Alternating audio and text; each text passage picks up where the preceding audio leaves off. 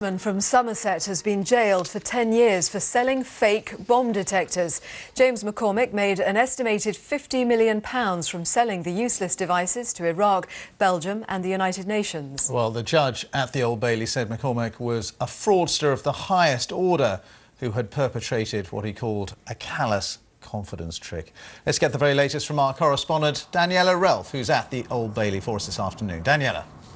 Well, there was no reaction from James McCormick as that sentence was handed down, but Judge Richard Hone said that this was one of the most serious cases of fraud that he had ever seen, and he felt justified in giving McCormick the maximum sentence of 10 years. He said that his actions had probably contributed to the death or serious injury of innocent individuals around the world.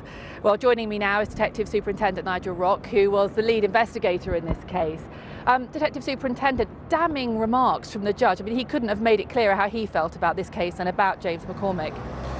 Absolutely, and that's something that over a 3.5-year investigation, Avon and Somerset have been able to collect that evidence, first of all to enable the jury to properly convict McCormick, and then for the judge to realise the full seriousness of McCormick's fraud.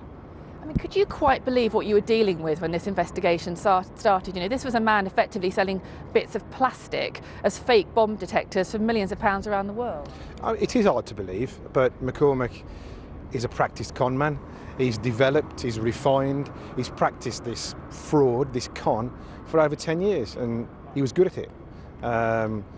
And that's the reality of it. He is a con man who's developed a good con over a number of years.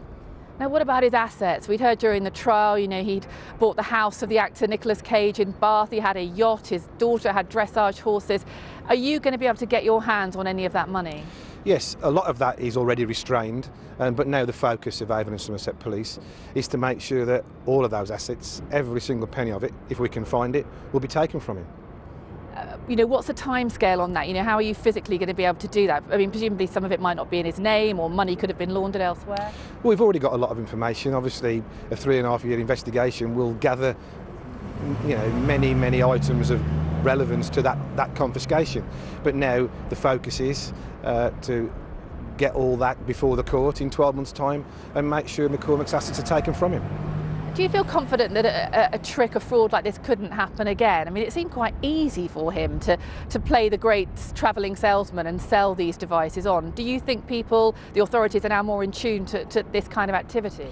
Yes, I think they are, and I think many lessons will have been learned from the results of this investigation. You know, but McCormick callously targeted countries that were troubled, and he took advantage of that situation.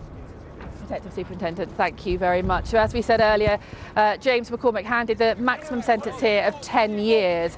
He will serve 5 years of that sentence in jail and 5 years of it on licence. Daniela, thank you very much indeed. Daniela Relf reporting for us there live from the Old Bailey. An internal